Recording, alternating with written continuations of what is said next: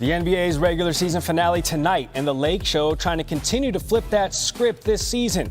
They clinched a winning record on Friday despite starting the year 2-10, and they still have a chance to avoid the play-in tournament with a win against the Jazz and a little help by way of the Blazers, who have to knock off the Warriors. Let's head out west and welcome in NBA reporter Dave McMenamin joining us live. Dave, fantastic to see you. LeBron in his 20th season, his 15th time now making it to the postseason, and he summed it up on Friday saying, pretty cool that now we get to finish this season with at least a guaranteed winning record. So what's the pulse of this team on the last day of the regular season? Yeah, Gary, LeBron said that it's felt like 4 or 5 seasons in one as we're now finally at game 82. But the team feels like they found a defensive identity. They're one of the top 5 teams on the defensive end since the trade deadline. And, certainly there's a desire for more continuity, but they recognize they got to do it on the fly. They've had, obviously, LeBron James's injury, D'Angelo Russell's missed time, Dennis Schroeder just missed the last game they played on Friday night. But they feel like when they have guys on the floor, no matter who it is, they know what their identity is and they know what they're trying to accomplish as a group. And that gives them confidence heading into whatever the playoff scenario will be, whether it's a play-in or somehow sneaking into the top 6. Those guys on the floor, of course, are consisted of the main characters, LeBron James, Anthony Davis, of course, D'Lo. But, man, this supporting cast has been impressive in this home stretch of regular season games. And the Lakers aren't done. A few new additions heading into now the postseason. What's the latest, Mac-10?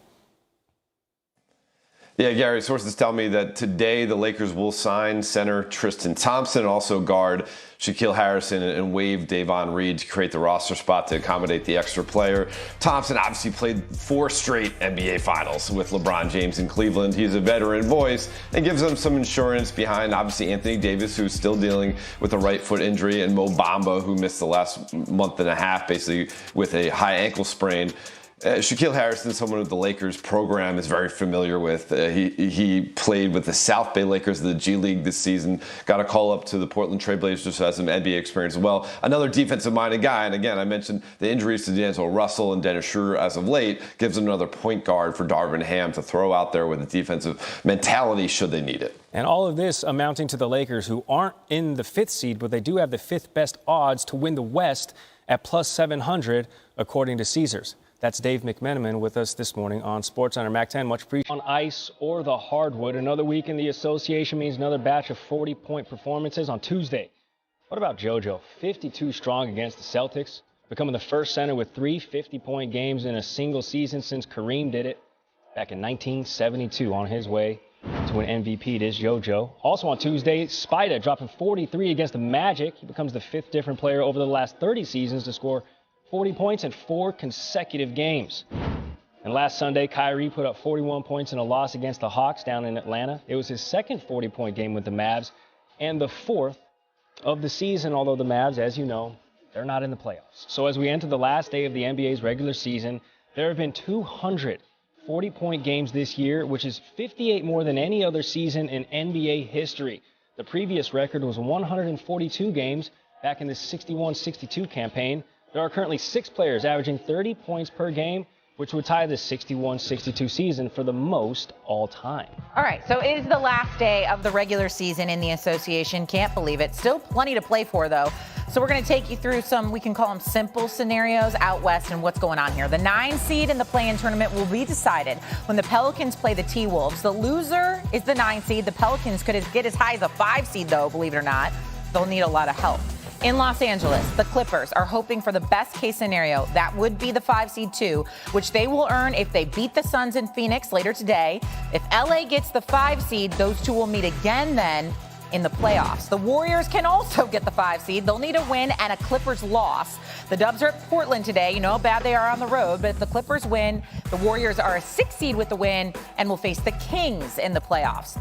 The Lakers trying to avoid the play-in to get healthy, which they can do, but will need a win against the Jazz and for the Warriors to lose in Portland.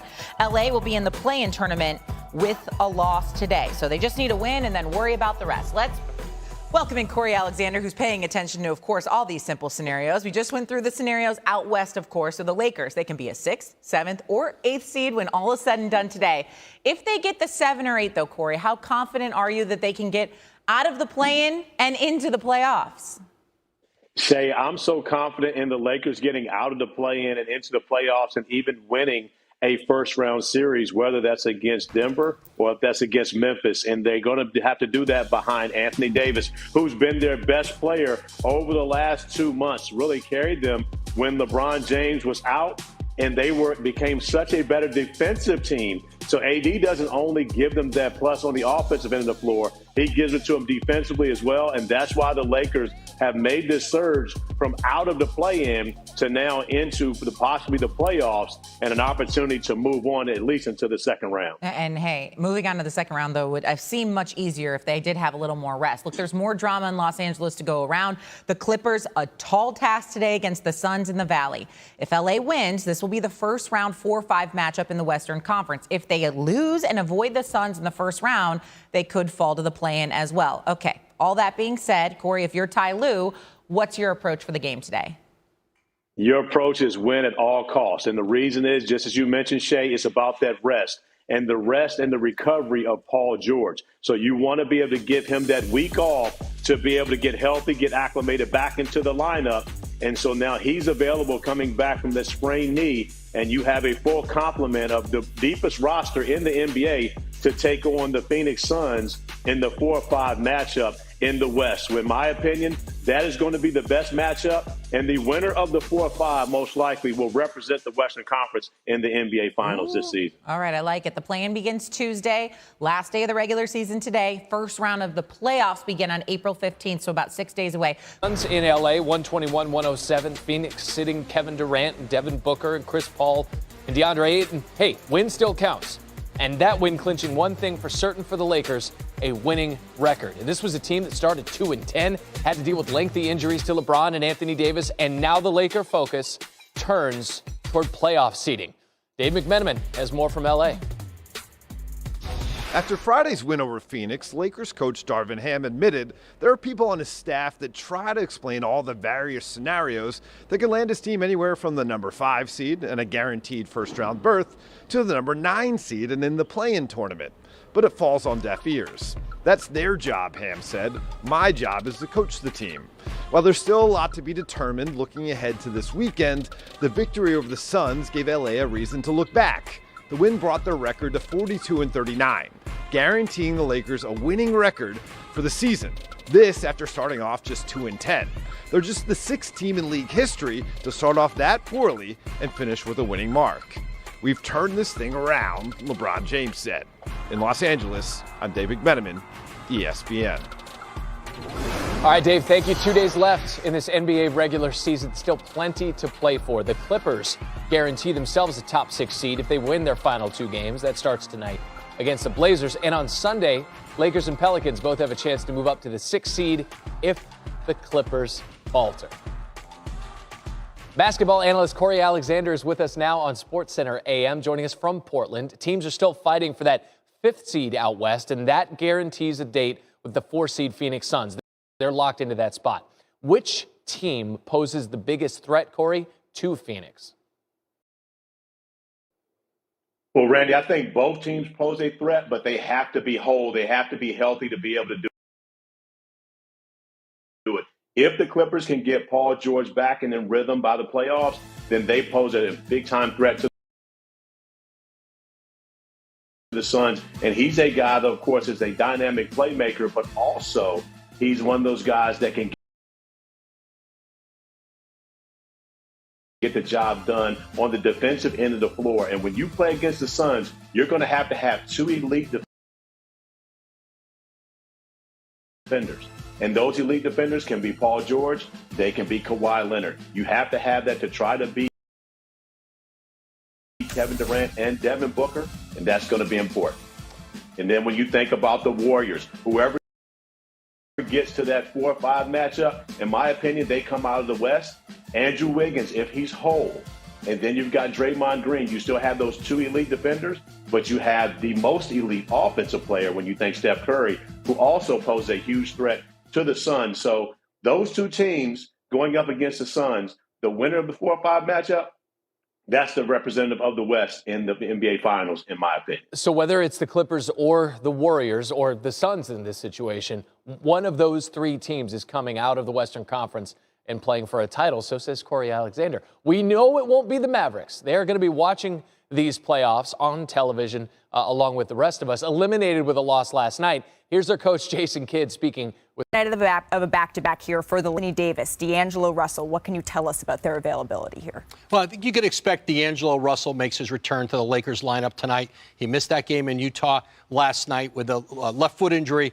And LeBron James, he played more minutes last night. I think the Jazz dragging the Lakers into overtime, forcing that team to play more minutes, have to exert more energy on a back-to-back, certainly has thrown it off a little bit for them. But you can expect also LeBron James to play this evening. Anthony Davis is the question. He's not played any back-to-back since he's come back from that foot injury. This would be the first back-to-back he plays. I know he wants to play. I think you'll see him out before the game, getting a sense of it. But I think there's optimism around the Lakers that they could have all three players back tonight in a game that essentially, as you guys just detailed, probably is going to decide the 6th seed in the West. The 6th seed in the West is on the line in the second game of our doubleheader. Adrian Wojnarowski, thank you so very much. There's optimism around all three players tonight. D'Angelo Russell, let's start with him. He's expected to play. He sat out last night in Utah with that sore foot. LeBron James played 38 minutes in that overtime game. I think there's also, real optimism. He'll be on the floor tonight. And then Anthony Davis is probably the one player with the most question around him. He has not played a back-to-back this season since coming back from that foot injury about 20 games ago. Played 42 minutes last night, the most he's played in this stretch of the season since he came back. But listen, he very much wants to play. I know he got nicked up again last night, but I think for the Lakers, they understand the urgency of this game. With the Clippers fighting to essentially stay out of the play-in, to get that 6th seed in the West. I think we'll know with Davis a little closer to game time, but LeBron James, D'Angelo Russell, I think expected to play against the Clippers tonight, who have won 10 straight games against the Lakers. Identical records for these two games heading into this one. We will have much more to get you ready for this on NBA Countdown, but for right now,